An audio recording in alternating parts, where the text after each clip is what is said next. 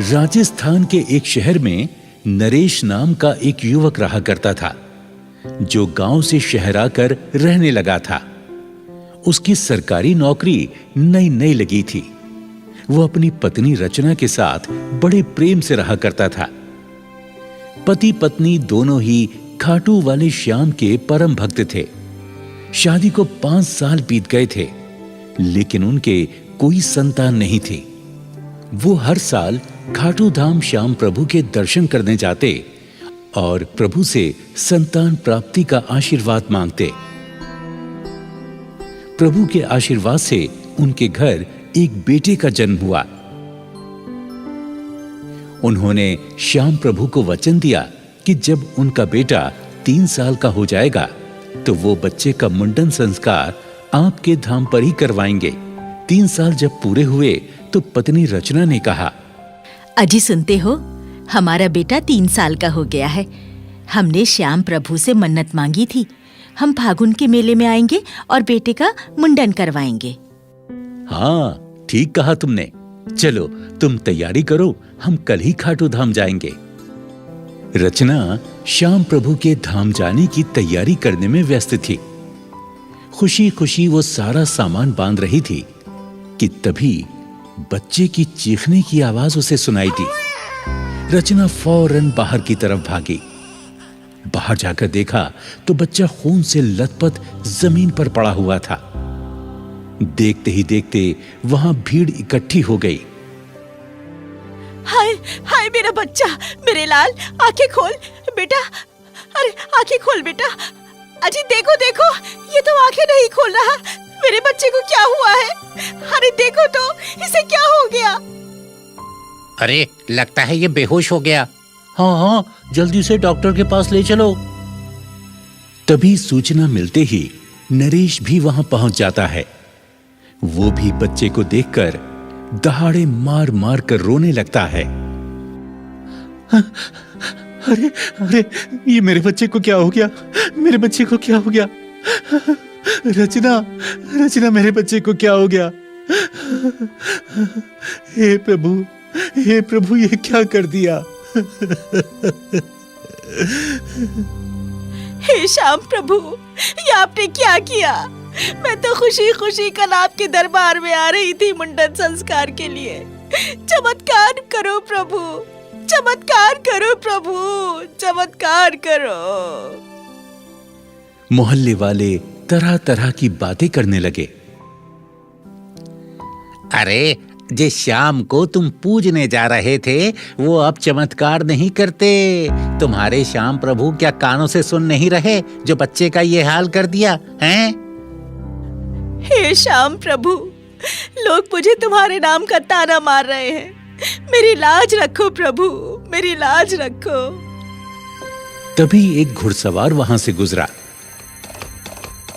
भीड़ देखकर वहां पर रुक गया और बोला, क्या हुआ भाई? क्या हुआ भाई इस बच्चे को? आप लोग क्यों रो रहे हो? बाबा, मेरा बच्चा छत से गिर गया और वो अब बोल नहीं रहा है। मैं क्या करूं बाबा, क्या करूं मैं? मेरे बच्चे को कोई होश में ला दे। बहन, रोना बंद करो, जरा मुझे देखने दो।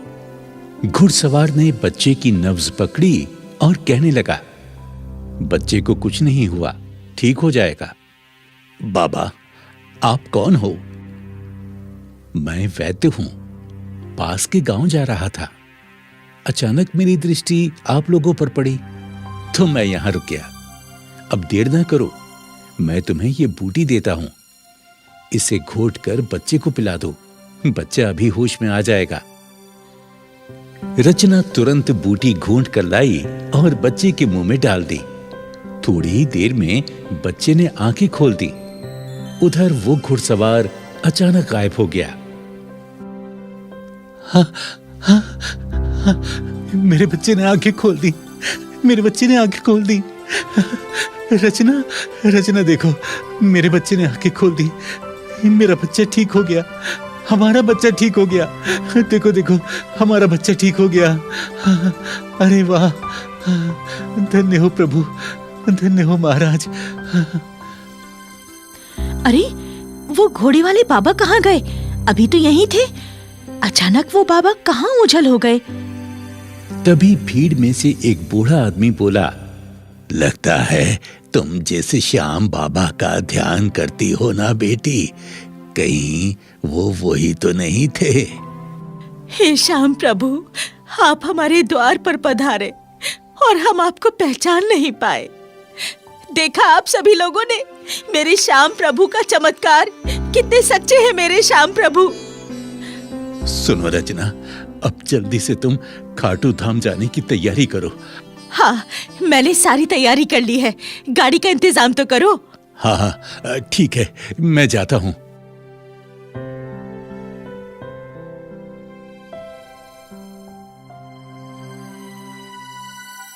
पति नरेश गाड़ी लेने जाता है, मगर श्याम प्रभु तो शायद उसकी परीक्षा ले रहे थे। उसे गाड़ी नहीं मिलती। नरेश खाली हाथ वापस लौट आता है। क्या हुआ, गाड़ी नहीं लाए? अरे रचना, आज तो गाड़ी वालों की हड़ताल है, एक भी गाड़ी नहीं मिली। हाँ, अब क्या होगा? हमें आज ही खाटू धाम जाना है, अब क्या करें? क्या कर सकते हैं रचना, जैसी श्याम प्रभु की इच्छा, जो वो चाहेंगे वही होगा। हे श्याम प्रभु, तुम तो हमारे सहारा हो, हमारी मदद करो भगवान, हमारी मदद करो। तभी दरवाजे पर एक व्यक्ति आवाज लगाता है। आप कौन? जी, मैं गाड़ी वाला हूँ, गाड़ी लेकर आया हूँ। आपके यहाँ से कोई खाटू धाम जाएगा? मैं भी वहीं जा रहा हूँ, खाली जा रहा था तो सोचा आपसे पूछ लूँ। अरे वाह भैया, तुम खूब आए, हमें तो खाटू धाम ही जाना है। चलो चलो। हाँ हाँ, तो फौरन चलो। जो श्याम प्रभु को मन से याद करता है, प्रभु उसकी अवश्य ही सहायता करते हैं। चलो चलो, कहाँ है सामान आपका? चलिए चलिए। अरे रचना, रचना, चलो चलो, गाड़ी आ गई, चलो। ये कैसा चमत्कार है? अरे अब कुछ मत सोचो, सब प्रभु की लीला है, श्याम प्रभु की कृपा है। चलो चलो, जल्दी चलो। हाँ हाँ, चलो। दोनों पति पत्नी और उनका बेटा गाड़ी में बैठ जाते हैं। आपको पहले कहाँ जाना है?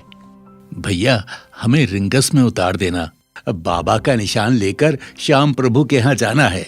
लीजिए, ये आ गया आपका रिंगस। चलो चलो, उतरो उतरो। गाड़ी से जैसे ही नीचे उतरे तो गाड़ी वाला अचानक गायब हो गया। हैं? अरे, वो गाड़ी वाला अचानक कहाँ गायब हो गया? कहीं दिखाई नहीं दे रहा। लगता है वो गाड़ी वाला और कोई नहीं, मेरे श्याम प्रभु ही होंगे, जो गाड़ी वाले के भेष में आए थे।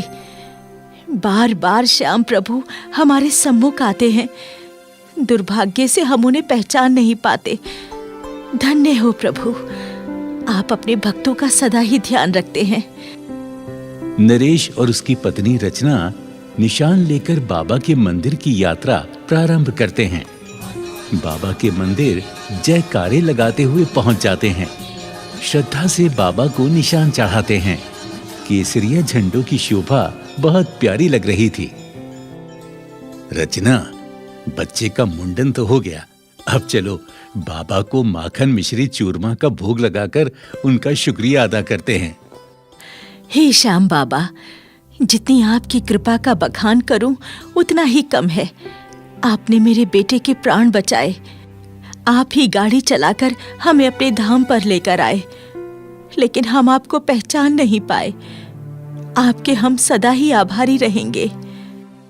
हे प्रभु, आपकी कृपा से मुझे शहर में नौकरी मिली, मेरे परिवार को खुशहाली दी आपने, मैं आपका सदा ऋणी रहूंगा।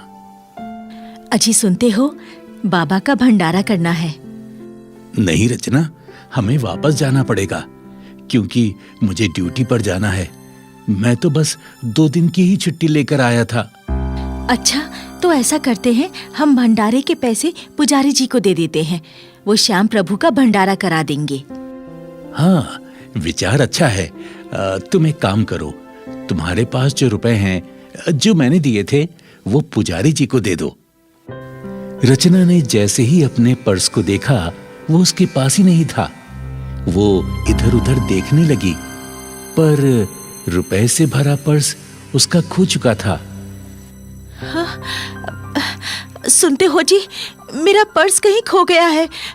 अब हम कैसे बाबा का भंडारा कराएंगे? क्या कह रही हो? कहाँ चला गया पर्स? अब हम क्या कर सकते हैं? बाबा से ही प्रार्थना करो, शायद वो ही हमारी समस्या हल करेंगे। हे प्रभु, आपने हमेशा हमारा दुख दूर किया है। आपके भंडारे के पैसे मुझसे कहीं खो गए हैं। हे प्रभु, हारे के सहारे श्याम हमारी प्रार्थना स्वीकार करो।